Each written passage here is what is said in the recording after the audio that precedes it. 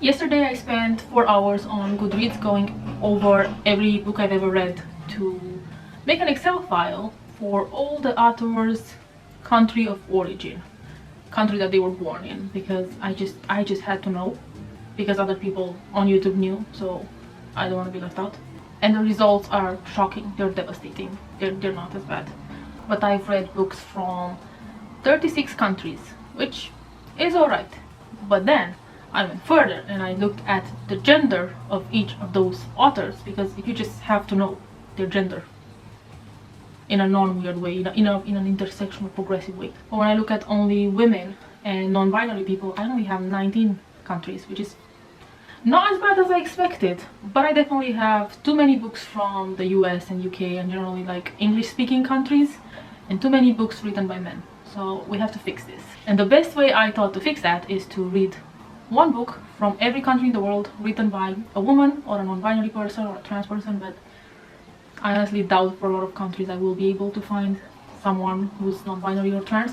But if I can, I will prioritize that. So gays and days first, women second, okay? And I do mean that. If I can find a gay person that wrote from a country that I've never read a book from, yeah, I'm gonna prioritize that. I am sorry, it's just preference. I have to do what's best for me. I have to think of myself. I have to put myself first. So this being the first video in the series, I'm gonna go through some of the countries I've already read and books I've already read, and continue through there. And I don't know how many books I'm gonna put per video, but we'll have to figure that one out because I don't want to make them too long. Just to get the easy ones out of the way, I'm gonna start with United States, and the book I've chosen for United States is Angela Davis' Women's Race and Class, and I just think that is such an intersectional book that I need to recommend, and maybe one of my favorite books. And it is one of the first books I read maybe 3 years ago about intersectionality and how it relates to gender, to race, to class, to all those things. And it was mind-blowing, and it changed my mind in a lot of things, and it sent me in the right directions of searching more information. So I really think that is a great start. Then for the UK, I would choose a book that I finished quite recently, and that is The Transgender Issue by Sean Fay. And again, in the terms of intersectionality, this was such a good book, and I have been avoiding it for about a year, to be fair, because I was worried that's gonna be quite academic. Like, I don't know why, just from the title and the look of the cover. But once I picked the book up, it's so easy to read, it flows so smoothly, and it really makes you think about stuff, even if you know a lot about the topics. Then I'm also going to do Romania, because I'm Romanian, and I think that's, apart from US, UK, English-speaking countries, I've read a lot of Romanian books, so that's going to be an easy one to tick off. And I also wanted to pick Romanian to discuss a little bit about the inaccessibility of all these books, because my favorite book in Romanian is Ca și cum nimic nu s-ar fi întâmplat de Alina Nelega. Why did I say it like that? Nelega. But that book is not available in English. It is available in French. Considerienete. But some of my favorite books in Romanian, they are not translated. The works that are translated, that's kind of shit ones that I was reading in high school, and I was like, I hate reading. I don't think I am a reader. And that's my fear with most of the books that I'm going to read, because the ones that are accessible to foreigners are not going to be really the good quality stuff, the radical stuff, the juicy stuff. Where is the juicy stuff for the foreigners? Why do they get the plain food? Feed them spicy stuff. And it does make sense, because this book is a radical, feminist, queer book, which is very rare in Romania.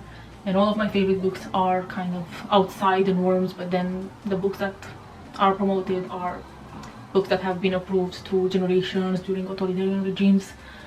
So it's normal that they would pick bland, unproblematic, nationalistic books that portray them in the light that the government would want to be portrayed. But I am sharing this in the hopes that maybe one day Ca și cum nimic nu s-ar fi întâmplat will become translated, and I should maybe say that the title is As If Nothing Has Happened, and it is a book about the communist regime, that you have this story of two queer women as the main protagonists in their story, which is something that I never thought I would have the chance to read in my lifetime, queer stories from communist times. And there is this one scene when one of the characters gets her period, and because it's a shortage of everything and they can't find items, and poverty, generally they use newspaper, so she's trying really hard to get the face of the dictator on the front of her underwear so she can bleed on the dictator, which, it's very poetic, it's just beautiful.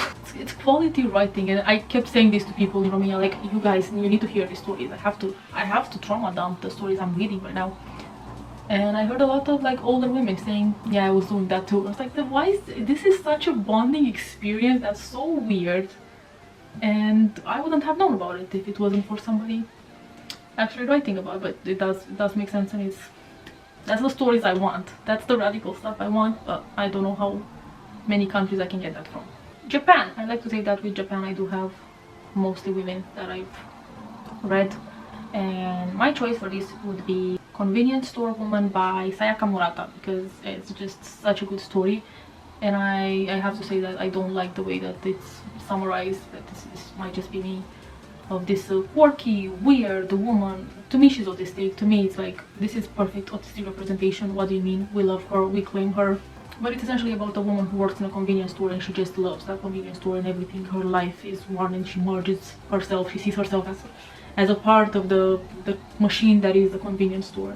I just think that's such a good way to portray autism and have a female character. I also have the best book for this challenge for South Korea, Kim Ji-yeon, born 1984, by Chu Nam-ju.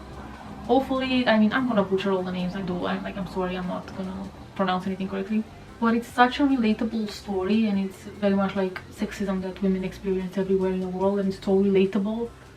It's weird that it's the one thing that brings us all together. Like, cultural difference, what do you mean? We all have the same experiences. This is a bonding experience regardless of the country we're from. And this book is also considered to be the initiator of the new feminist movement in South Korea, which I think it's absolutely like, if I could read for every country a book by someone who initiated the feminist waves, that'll be iconic.